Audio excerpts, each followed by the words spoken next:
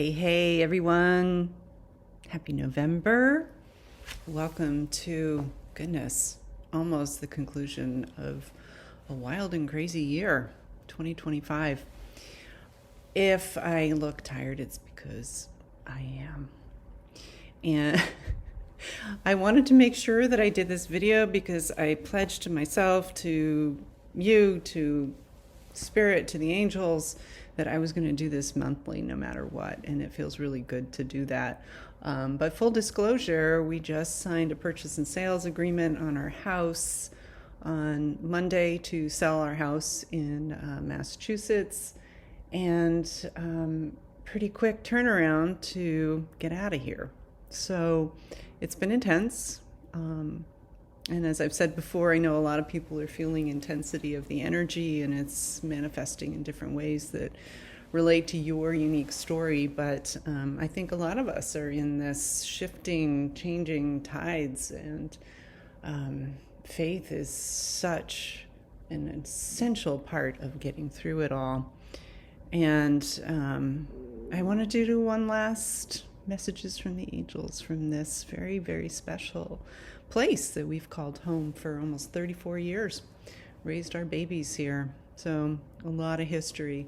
And I know a lot of folks who have attended retreats and gatherings here, and just really added to the beautiful energy that's here and boosted it in a very spiritual and, I'm hearing, important kind of way. We used to believe, we know we're on a ley line. A ley line is an energetic, like a meridian through the earth. And we used to believe that we were at sort of this intersection of two ley lines. We were. This is the guidance that Peter and I got, is that we were the intersection of two ley lines, and all of the energy that was attracted to this property helped to boost the energy along those ley lines. And then I think it was about 5 years ago that we felt the meridian shift. So now we don't feel that we're at a intersection, but we are along a meridian, because it is, kind of a moving, breathing thing that shifts as it needs to, these energetic ley lines. So yeah, I think what I'm going to do, what I'm guided to do, is to find 3 different places within this house, this property, that I'm going to bring a message. I don't honestly know what they are. And yeah, relying on the angels is just, I'm obviously a little bit like just fried at the moment. And I said to the angels, okay, so how many plants am I bringing back today? And I hear 4. And oh my God, that kind of guidance, that kind of help with decision making, I honestly don't know what I would do without it. So anyway, without further ado, choose number 1, 2, or 3, and we'll continue this conversation from, I'm hearing the dining room. We'll see. All right. Okay, so for you number 1 folks, we're talking about legacy and leaving the legacy that is important to you and true in your heart. I come from a family where a lot of stuff flowed from both of my parents. A lot of it to me as the only girl. I have 3 older brothers. And a lot of this stuff was passed on from their families. And I've had to, over the years, make a decision about what feels good to me and feels right to keep, and what doesn't. What is my legacy? And in fact, this July, I sold a beautiful antique Steinway piano that I wasn't playing enough, doesn't fit in the new house, and had been given to me when I was like 5. But there was just no way. My kids didn't want it. It was time. And so sometimes transitions that we're in require really tough, bold decision making. So for you number 1 folks, this cabinet is one that I actually bought, and its nickname is my boyfriend cabinet because I left a review on the website that I bought it from, and saying that, well, if furniture could be something I had a relationship with, then this might be my boyfriend. So family nicknames it the boyfriend cabinet. And I said, no threat to my husband, love him dearly, and this is a piece of furniture, but just expresses how much I love it. And what's interesting is inside of it is this teacup collection that was my mother's, and some of it, it was all gifted to her by someone close to her, and some of it I have parted with because I can't take the whole collection, but some of it I've kept.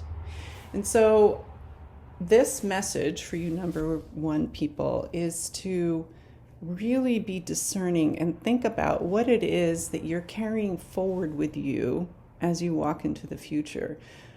Physically, yes. So what pieces of artwork or books or furniture are things that you're holding on to because you feel it's a responsibility or an obligation, but is not true in your heart and doesn't actually resonate with you. Because corollary to this is that when we carry forward things that don't resonate, it lowers our vibration. It brings us down. It drags us down. So, if we're carrying and housing something that really doesn't feel good, that's not healthy.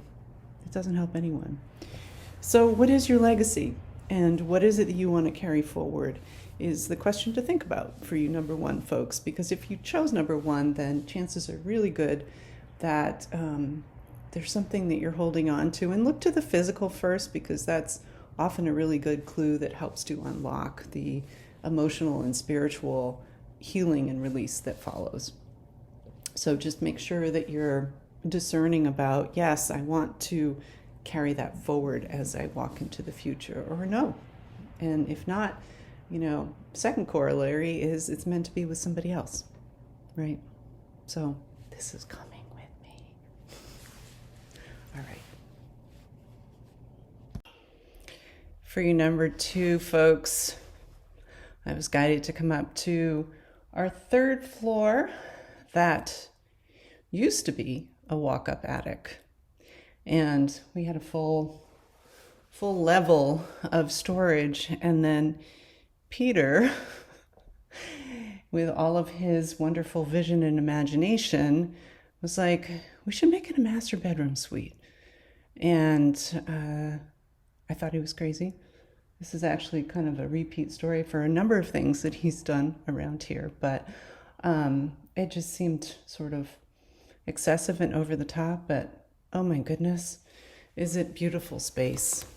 And little sitting room over there, sitting area, I should say, and we put in a balcony that looks out over the property, and then there's obviously our bed and the master bathroom. And it's just, we did this, I think, somewhere around 2003 or 4. And it's really special space and really nurtured us and given us, when we've had a lot of people here, it's given us a place of privacy. And so the message for the number two folks is that crazy ideas are often the right path. And to really think outside the box and to, sometimes it can be a trap to be too practical, to be too, I guess the word's overly responsible. We have to stay within what is truly the right path, of course, always guided, but sometimes those crazy ideas really lead to amazing outcomes, and we can't necessarily see or envision what the result is going to be, but it's wonderful. And as we follow our guidance and are pulled into a direction that may not seem totally logical, and if you got number two, I'm going to guess that that's probably the case for you, follow that thread, trust it, because it's very likely leading to something that's quite special and quite magical. So believe, follow your guidance, no matter how out there or crazy it seems. For you number 3 folks, we are outside. And bear with me here as we go through this little magical forest, and apologies for all the movement, but pretend that you're walking through a secret garden to come out the other side. Yes. So I'm not sure if you could hear me as we were walking through that, but pretend that you're walking through a secret garden to come out the other side. The world is really heavy, in case you hadn't noticed. And how we navigate this transition has everything to do with how we will come out the other side. So we can go and walk through this darkness and let the fear grip us, or we can think of it as a magical process that is taking us to another side. And it's not always easy, and it seems like one of those things that's nice to say, but this isn't really feasible or possible. But that's the thing, is it's actually essential that we have to believe that we're moving into something that is better, that is good, no matter what is in front of us. And I have to show you this frog pond, another one of Peter's crazy ideas that is magical. Hopefully you can see that. Yes? It's hard to see without my glasses. Yes, you can see that. It's all full of leaves right now because these trees have just been dropping, releasing. But we have to continue to believe. And if you chose number 3, then you might be struggling with that right now. And it's okay. You have to have grace. I shouldn't say you have to, but it's important to have grace. And it's important to be gentle with yourself and to understand that there are going to be difficult times. And times where you just maybe need to cry, or you need to, take a bath, or call a friend, or just hide under the covers.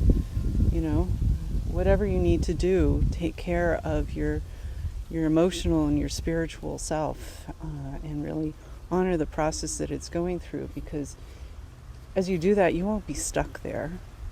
You're walking through something that it's hard to see what's on the other side, but as you are gentle and graceful with yourself and believe in the future, we create together a future that we can't see yet, but is beautiful and bright.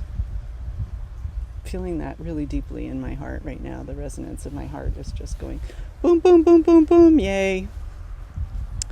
So, yeah. Trying to see if the angels have anything else that they want to share, and I'm hearing they want me to share another spot on our property, so coming back. So this is an area we call the Peace Yard, and I think it was kind of a dumping ground when we first bought the house. Again, that was a long time ago now, but we have had many gatherings. We've had rituals here. Our son and his wife got married here. We did camp. We had a camp for maybe 5 years that we ran here maybe it was 8 years, here with a teepee, and this is where we gathered in the morning with the kids. Really powerful experience, and really wonderful to hear from many of them now how much our camp really touched them. So many of these trees we planted, like this beautiful birch tree behind me. Actually, this oak tree. We planted this evergreen right here. But what I want to show you before we wrap up here is this incredible thing that Peter started doing in 2020. And here's another portal. We're walking through a portal together. And I'm going to turn so that I don't fall flat on my face as I do this. We just walk through the portal. Feeling the energy shifting.